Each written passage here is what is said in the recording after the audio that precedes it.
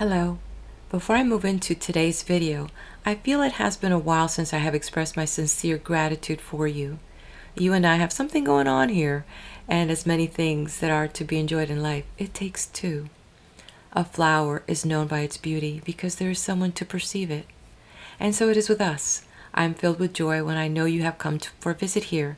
I have a sense that you too are in a vibe when you share my videos, when you like them, when you leave me your comments. For all these things, I thank you. If you are new to my channel and found me at this video, welcome. I'm glad you found me. I am Daisy, your hostess. This video is part 17, titled The Beggar at the Manor, which is a series of books that make up the epic poem, The Odyssey, by Homer, originally written in Greek. The one that I'm reading is translated by Robert Fitzgerald. This literary work holds its place in history as one of the first written works of mankind. Prior to 750 BC, our history was passed down orally. It makes sense to me now, understanding why it seems that certain families seem to have more doctors or more carpenters, and in those days these skills were passed down from one generation to the other, or you'd have to be under some apprenticeship, right? So the same thing happened there, whether it was medicine, carpentry, weaving. Even the stories of one's families, the villages, and the stories of the towns were shared by storytelling, and they were preserved by the poets and the bards orally in songs and expressed poetry. And today we call these myths, yet in the works of Homer a culture is revealed. Values and beliefs are woven in with this hero who is adored by the gods. What I find fascinating is that this work is older than the written Old Testament, and it leads me to believe that man has from ancient times held dear the idea that there was something greater that he was bound to. In the story, we learn of the gods of Greek mythology. Here in Book 17, we learn about loyalty and kindness, as Odysseus, the main character, is disguised as an old man through the handiwork of the goddess Pallas Athena, who, as I mentioned before, happens to be his great-great-aunt. You can find that video in my book playlist. We also learn about fidelity and heartfelt love through Penelope, who has been warding off suitors for the past 7 years. Some other woman would have taken off already. I did find the relationship of Odysseus and Emmaus, the swineherd, interesting, and as I mentioned in a previous video, to me, Emmaus is personification of humbleness and loyalty. He tends to the livestock for Odysseus, who by all accounts is king of the realm, but even after he's been gone for 7 years, this man is so loyal. And yet, what's interesting is Emmaus himself was of a kingly bloodline. His grandfather was King Ormenus of Syria. It happened that one of his maids, who wanted to leave the island, waited for one of those big banquets that they had, and when she was cleaning the table, she started stealing some of the gold goblets and other valuable items. The king's grandson, Emmaus, happened to be there, and she just dragged him along onto the ship on her voyage, which was a very unfortunate end for her because she got killed. The crew members actually sold Emmaus at the next port, and he was purchased by King Laertes, Odysseus' dad. And I thought it was sweet that Telemachus, Odysseus' son, would call Emmaus uncle. It reminded me how in different times of my life, I've had special people that were not my relatives, but they played the role of mother or sister in my life, and I cherish them and wish that these people were still in my life, but I understand the dynamic of this existence in life here and appreciate those moments for what they were. But this is not about my melancholy memories. Let's go back to our story. I got the impression that seers and wizards and priestesses were respectable in those areas. They were respected by the people, and also people were openly accepting their connection with nature. And we see this when the seer is asked to interpret the meaning of a bird that was flying in the sky.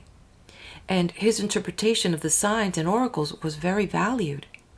I found it amusing when Penelope's son sneezes after she declared her true feelings about, getting vengeance towards those taking advantage of her and her son during Odysseus' absence, which brings me to mind the saying, the sneeze confirmed the truth. When people sneeze and they say, oh, must be speaking the truth. And so it's interesting how old some of our own sayings are and how they continue to live on thousands of years later. We still use them. So aside from these nuances that I pick up during my reading of this book, Odysseus, the ever-clever tactician, has a plan to find out who his friends and foes are. And all of this is taking place in his great hall. Come with me. I can smell the food, can't you? I know the way. I know the way to the banquet hall. Come, let's go. Book 17, The Beggar at the Manor. When the young dawn came bright into the east, spreading her fingertips of rose, Telemachus, the king's son, tied on his rawhide sandals and took the lance that bore his hand grip. Burning to be away and on the path to town, he told the swineherd, Uncle, the truth is I must go down myself into the city. Mother must see me there, with her own eyes, or she will weep and feel forsaken still, and will not set her mind at rest. Your job will be to lead this poor man down to beg. Some householder may want to dole him out a loaf and pint. I have my own troubles. Am I to care for every last man who comes? And if he takes it badly, well, so much the worse for him. Plain truth is what I favor. At once, Odysseus, the great tactician, spoke up briskly. Neither would I myself care to be kept here, lad. A beggar man fares better in the town. Let it be said I am not yet so old I must lay up indoors and mumble, to a master. Go on, then. As you say, my friend can lead me as soon as I have had a bit of fire and when the sun grows warmer. These old rags could be my death outside on a frosty morning, and the town is distant, so they say. Telemachus, with no more words, went out, and through the fence and downhill, going fast on the steep footing, nursing woe for the suitors in his heart. Before the manor hall, he leaned his lance against a great porch pillar and stepped in across the doorstone. Old Euryclea saw him first, for that day she was covering handsome chairs nearby with clean fleeces. She ran to him at once, tears in her eyes, and other maidservants of the old soldier Odysseus gathered round to greet their prince, kissing his head and shoulders. Quickly, then, Penelope the wise, tall in her beauty as Artemis or pale gold Aphrodite, appeared from her high chamber and came down to throw her arms around her son. In tears she kissed his head, kissed both his shining eyes, then cried out, and her words flew. Back with me, Telemachus, more sweet to me than sunlight. I thought I should not see you again ever after you took the ship that night to Pylos against my will, with not a word. You went for news of your dear father. Tell me now of everything you saw. But he made answer. Mother, not now. You make me weep. My heart already aches. I came near death at sea. You must bathe first of all and change your dress and take your maids to the highest room to pray, and burn offerings to the gods of heaven that Zeus may put his hand to our revenge. I'm off now to bring home from the square a guest, a passenger I had. I sent him yesterday with all my crew to town. Pereidos was to care for him, I said, and keep him well, with honor, till I came. She caught back the swift words upon her tongue. Then softly she withdrew to bathe and dress her body in fresh linen and make her offerings to the gods of heaven, praying Almighty Zeus to put his hand to their revenge. Telemachus had left the hall, taken his lance, and gone with 2 quick hounds at heel into town, Athena's grace in his long stride, making the people gaze as he came near.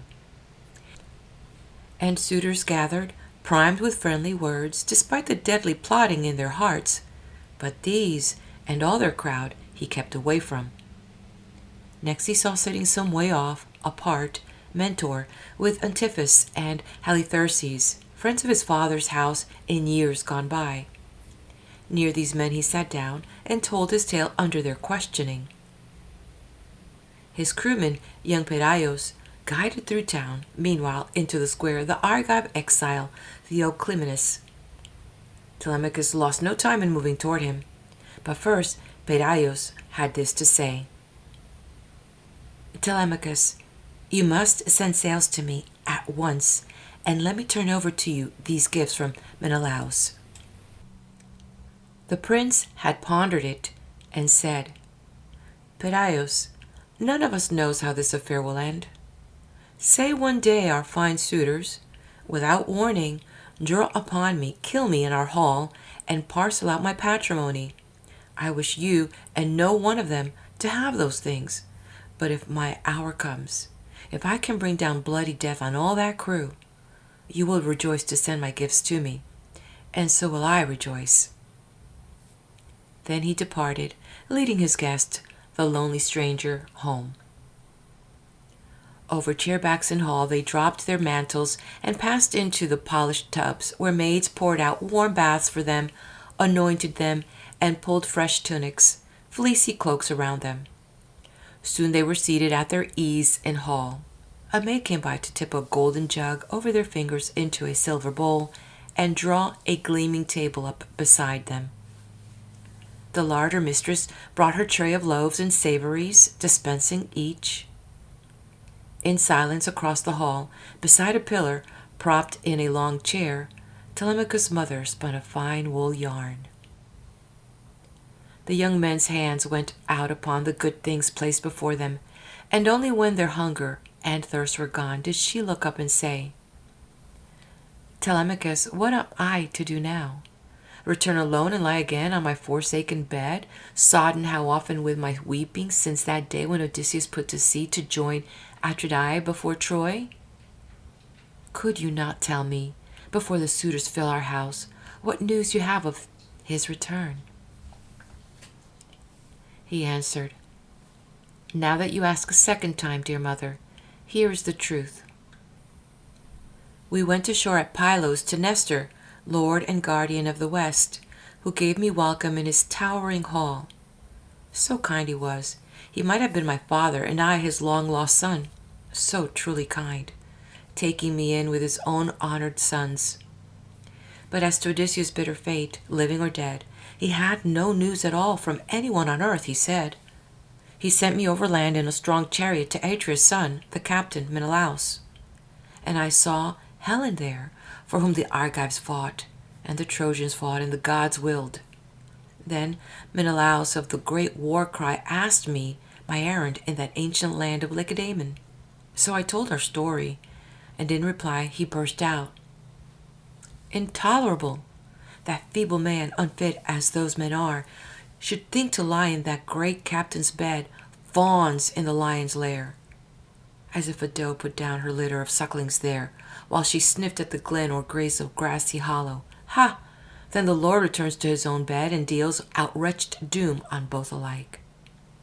So will Odysseus deal out doom on these. O Father Zeus, Athena, and Apollo, I pray he comes as once he was in Lesbos when he stood up to wrestle Philomelides, champion of the island king, and smashed him down. How the Aeacians cheered! If that Odysseus could meet the suitors, they'd have a quick reply, a stunning dowry. Now for your questions, let me come to the point. I would not misreport it for you. Let me tell you what the ancient of the sea, the infallible seer, told me. On an island your father lies and grieves. The ancients saw him held by a nymph, Calypso, in her hall. No means of sailing home remained to him, no ship with oars, and no ship's company to pull him on the broad back of the sea. I had this from the Lord Marshal Menelaus, and when my errand in that place was done, I left for home. A fair breeze from the gods brought me swiftly back to our dear island. The boy's tale made her heart stir in her breast. But this was not all. Mother and son now heard Theoclymenos, the diviner, say, "He does not see it clear, O gentle lady. Wife of Odysseus Laertides, listen to me. I can reveal this thing. Zeus be my witness, and the table set for strangers, and the hearth to which I've come. The Lord Odysseus, I tell you, is present now, already on this island, quartered somewhere or going about. He knows what evil is afoot. He has it in him to bring a black hour on the suitors. Yesterday, still at the ship, I saw this in a portent. I read the sign aloud. I told Telemachus." The prudent queen, for her part, said, "Stranger, if only this came true, our love would go to you with many gifts. Every man who passed would call you happy." So ran the talk between these three. Meanwhile, swaggering before Odysseus' hall, the suitors were competing at the discus throw and javelin on the level measure field. But when the dinner hour drew on and beasts were being driven from the fields to slaughter, as beasts were every day, Medon spoke out. Medon the crier, whom the suitors liked, he took his meat beside them. "Men," he said, "each one has had his work out and his pleasure. Come into the hall now. Time to make our feast. Are discus throws more admirable than a roast when the proper hour comes?" At this reminder, they all broke up their games and trailed away into the gracious timbered hall. There, first, they dropped their cloaks on chairs. Then came the ritual, putting great rams and fat goats to the knife, pigs and a cow too. So they made their feast. During these hours, Odysseus and the swineherd were on their way out to the hills to town. The forester had got them started, saying, "Friend, you have hopes, I know, of your adventure into the heart of town today. My lord wishes it so, not I. No, I should rather you stood by here as guardian of our steading. But I owe reverence to my prince, and fear he'll make my ears burn later if I fail. A master's tongue has a rough edge. Off we go. Part of the day is past. Nightfall will be early, and colder too." Odysseus, who had it all timed in his head, replied, "I know as well as you do. Let's move on. You lead the way, the whole way. Have you got a staff, a lopped stick you could let me use to put my weight on when I slip? This path is hard going, they say." Over his shoulders he slung his patched-up knapsack and old bundle tied with twine. Eumaeus found a stick for him, the kind he wanted, and the two set out, leaving the boys and dogs to guard the place. In this way good Eumaeus led his lord down to the city. And round it, on the humid ground, a grove, a circular wood of poplars grew. Ice-cold in runnels from a high rock ran the spring, and over it there stood an altar stone to the cool nymphs, where all men going by laid offerings. Well, here the son of Dolius crossed their path, Melanthios. He was driving a string of choice goats for the evening meal, with 2 goat herds beside him, and no sooner had he laid eyes upon the wayfarers than he began to growl and taunt them both so grossly that Odysseus' heart grew hot. Here comes one scurvy type leading another. God pairs them off together every time. Swineherd, where are you taking your new pig, that stinking beggar there, licker of pots? How many doorposts has he rubbed his back on whining for garbage, where a noble guest would rate a cauldron or a sword? Hand him over to me. I'll make a farmhand of him, a stall scraper, a fodder carrier. Wait for drink will put good muscle on his shank. No chance. He learned his dodges long ago, no honest sweat. He'd rather tramp the country begging to keep his hoggish belly full. Well, I can tell you this for sure. In King Odysseus' hall, if he goes there, Footstools will fly around his head. Good shots from strong hands. Back inside his ribs will catch it on the way out. And like a drunken fool, he kicked out Odysseus' hip as he passed by. Not even jogged of stride or off the trail, the Lord Odysseus walked along, debating inwardly whether to whirl and beat the life out of his fellow with his stick, or toss him, brain him on the stony ground. Then he controlled himself and bore it quietly. Not so the swineherd.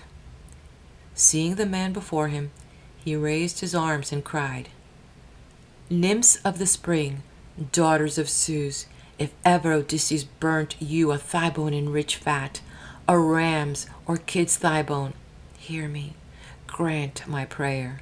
Let our true Lord come back. Let heaven bring him to rid the earth of these fine courtly ways Melanthios picks up around the town, all wine and wind, bad shepherds ruin flocks." Melanthios, the goat herd, answered, "Bless me, the dog can snap. How he goes on. Someday I'll take him in a slave ship overseas and trade him for a herd. Old silver bow Apollo, if he shot clean through Telemachus in hall today, what luck! Or let the suitors cut him down.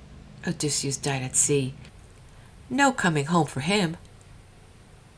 He flung this out and left the two behind to come on slowly, while he went hurrying to the king's hall. There he slipped in and sat among the suitors, beside the one he doted on, Eurymachus. Then working servants helped him to his meat, and the mistress of the larder gave him bread. Reaching the gate, Odysseus and the forester halted and stood outside, for harp notes came around them rippling on the air as Phemios picked out a song. Odysseus caught his companion's arm and said, "My friend, here is the beautiful place. Who could mistake it? Here is Odysseus' hall. No hall like this. So how one chamber grows out of another. So how the court is tight with wall and coping. No men-at-arms could break this gateway down. Your banqueting young lords are here in force. I gather from the fumes of muttons roasting and strum of harping which the gods appoint to sweet friends of feasts. And oh, my swineherd, you replied. That was quick recognition. But you are no numbskull in this or anything. Now we must plan this action. Will you take leave of me here and go ahead alone to make your entrance now among the suitors? Or do you choose to wait? Let me go forward and go in first. Do not delay too long. Someone might find you skulling here outside and take a club to you, or heave a lance. Bear this in mind, I say." The patient hero, Odysseus, answered, "Just what I was thinking. You go in first and leave me here a little. But as for blows and missiles, I'm no tyro at these things. I learned to keep my head in hardship, years of war and years at sea. Let this new trial come. The cruel belly, can you hide its ache? How many bitter days it brings. Long ships with good stout planks athwart. Would fighters rig them to ride the barren sea, except for hunger? Sea-wolves, woe to their enemies." While he spoke, an old hound, lying near, pricked up his ears and lifted up his muzzle. This was Argos, trained as a puppy by Odysseus, but never taken on a hunt before his master sailed for Troy. The young men, afterward, hunted wild goats with him, and hare and deer, but he had grown old in his master's absence. Treated as rubbish now, he lay at last upon a mass of dung before the gates, manure of mules and cows piled there until field hands could spread it on the king's estate. Abandoned there, and half destroyed with flies, old Argos lay. But when he knew he heard Odysseus' voice nearby, he did his best to wag his tail, nose down, with flattened ears, having no strength to move nearer his master. And the man looked away, wiping a salt tear from his cheek, but he hid this from Eumaeus.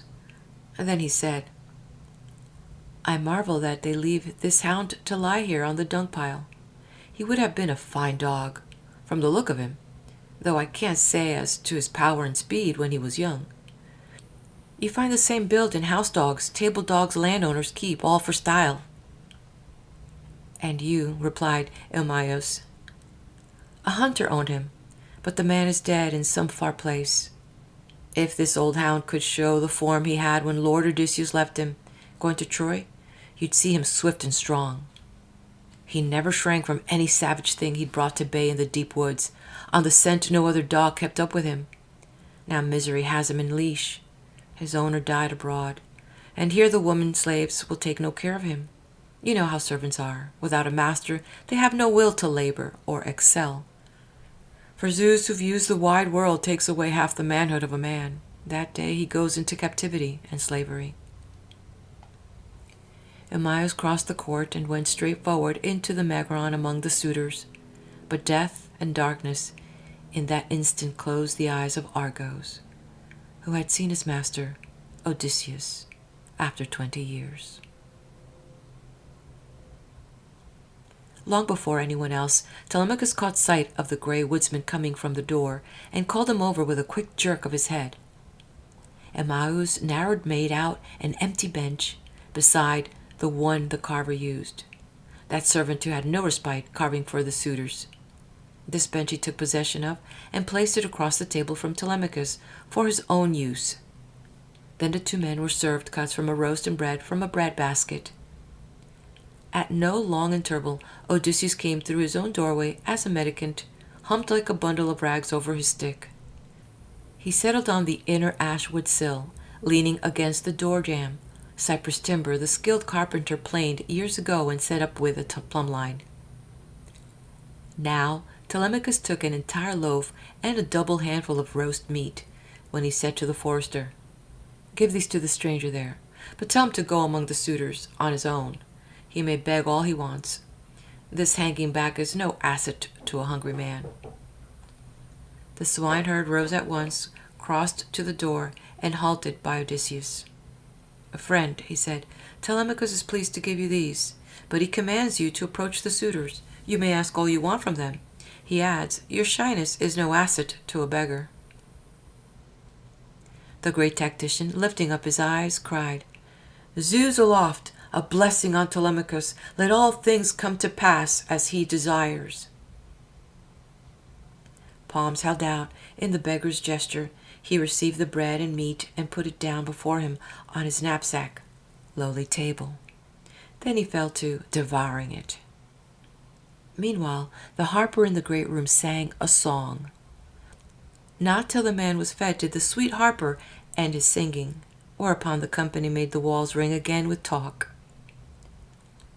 Unseen, Athena took her place beside Odysseus, whispering in his ear, "Yes, try the suitors.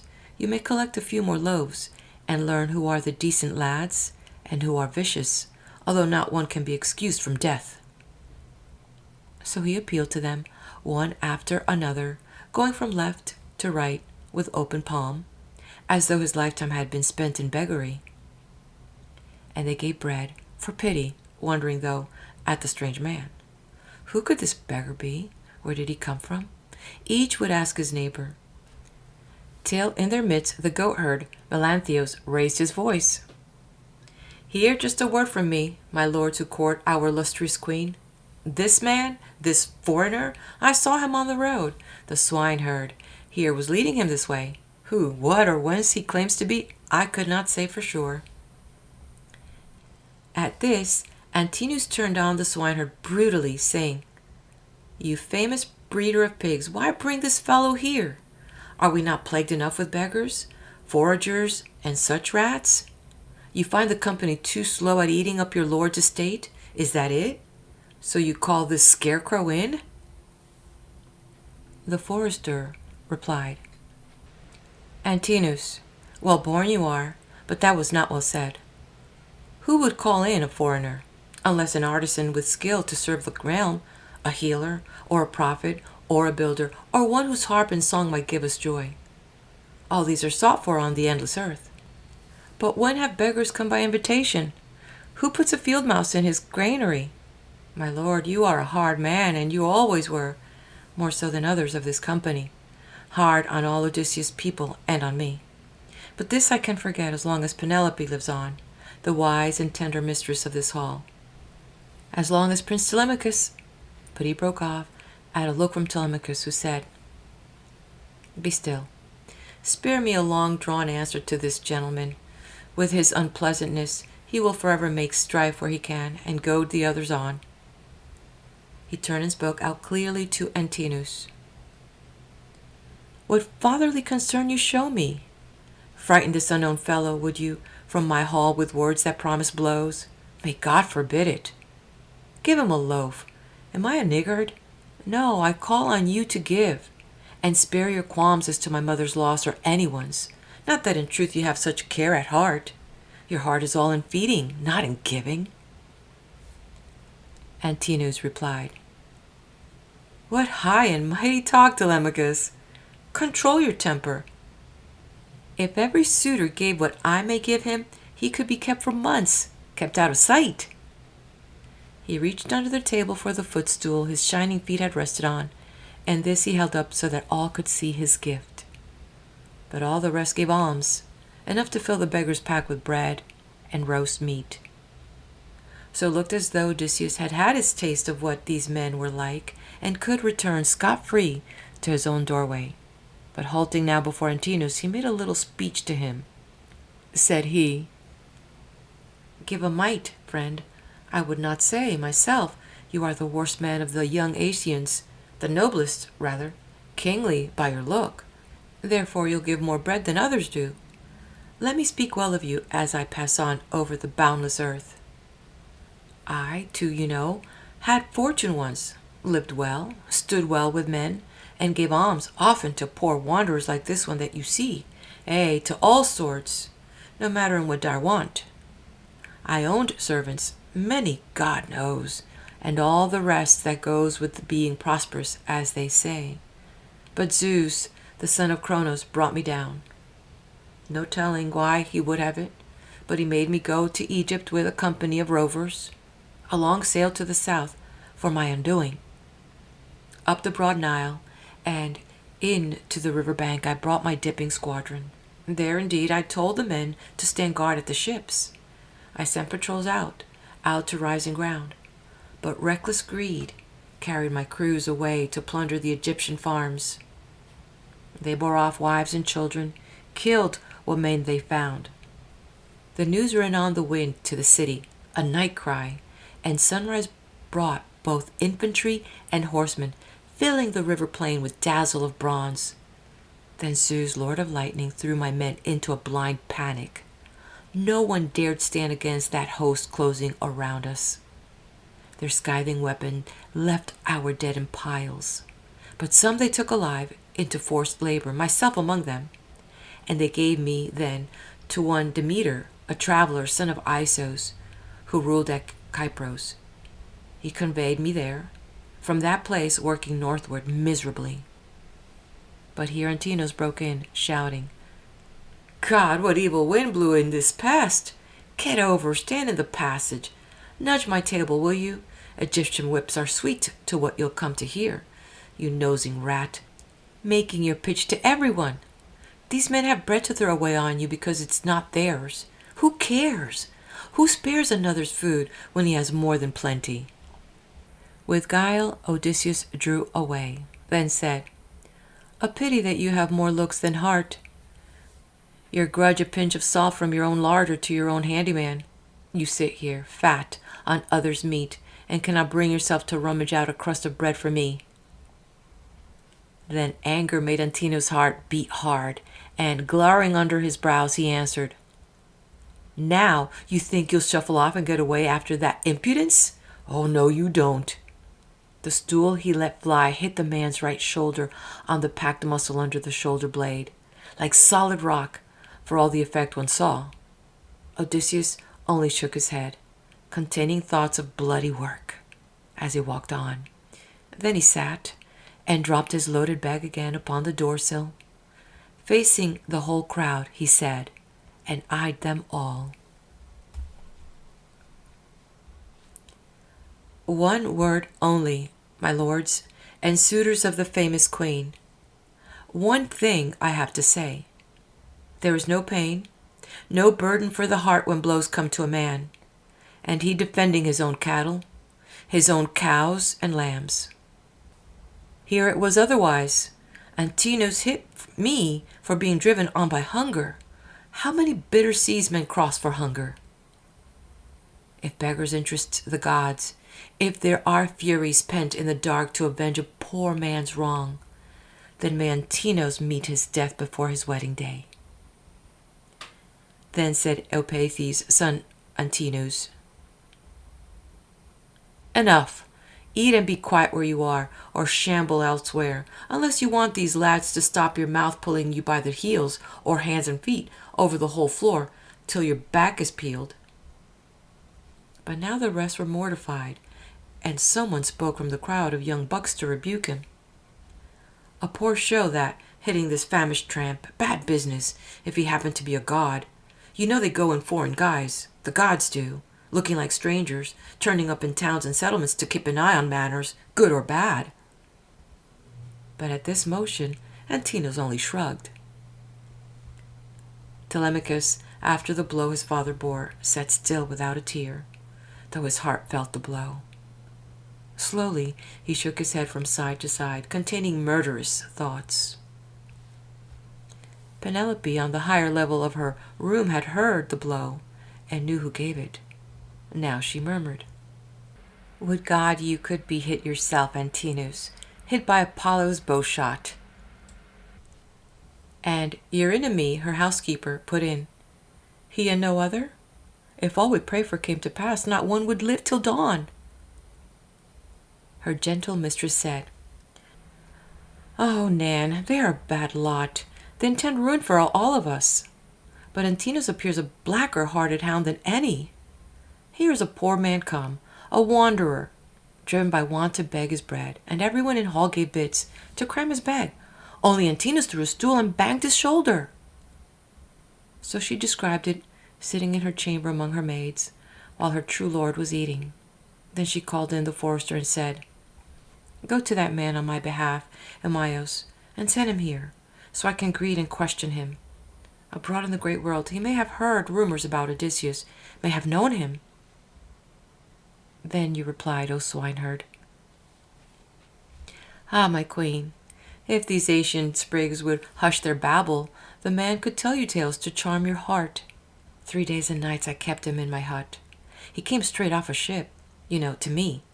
There was no end to what he made me hear of his hard roving, and I listened, eyes upon him, as a man drinks in a tale a minstrel sings, a minstrel taught by heaven to touch the hearts of men. At such a song the listener becomes rapt and still. Just so I found myself enchanted by this man. He claims an old tie with Odysseus, too, in his home country, the Minoan land of Crete. From Crete he came, a rolling stone washed by the gales of life his way and that to our own beach. If he can be believed, he has news of Odysseus near at hand, alive, in the rich country of Thesprotia, bringing a mass of treasure home. Then wise Penelope said again, Go call him, let him come here, let him tell that tale again for my own ears. Our friends can drink their cups outside or stay in hall, being so carefree, and why not? Their stores lie intact in their homes, both food and drink, with only servants left to take a little. But these men spend their days around our house, killing our beeves, our fat goats, and our sheep, carousing, drinking up our good dark wine, sparing nothing, squandering everything. No champion like Odysseus takes our part.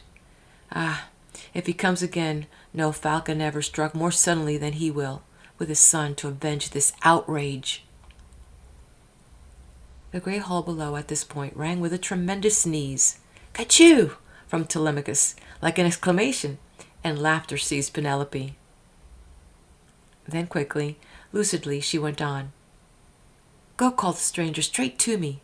Did you hear that, Mouse? My son's thundering sneeze at what I said.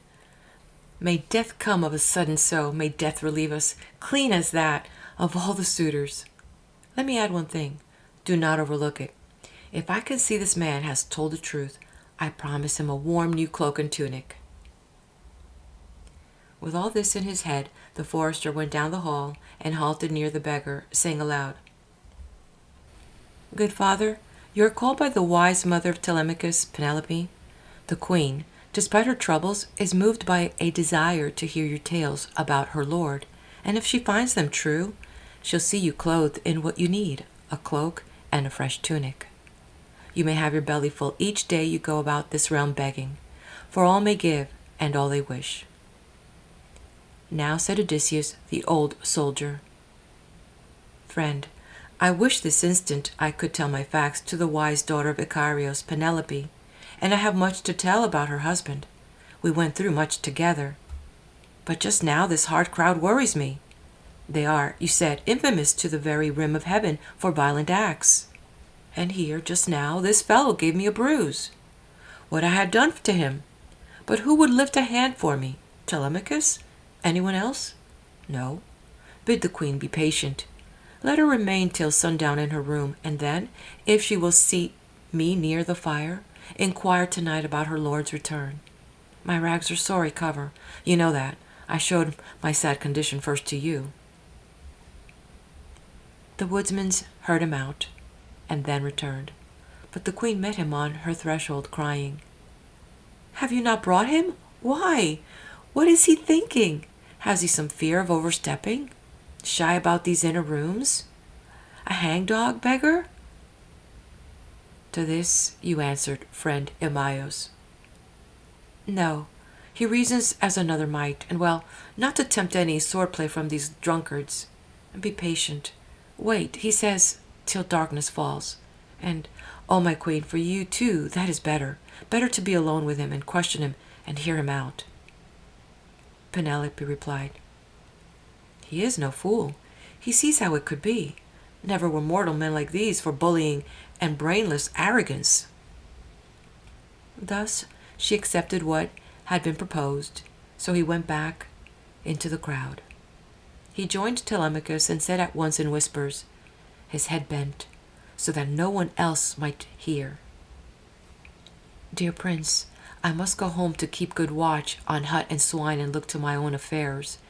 Everything here is in your hands. Consider your own safety before the rest. Take care not to get hurt. Many are dangerous here. May Zeus destroy them first, before we suffer." Telemachus said, "Your wish is mine, uncle. Go when your meal is finished, then come back at dawn, and bring good victims for a slaughter.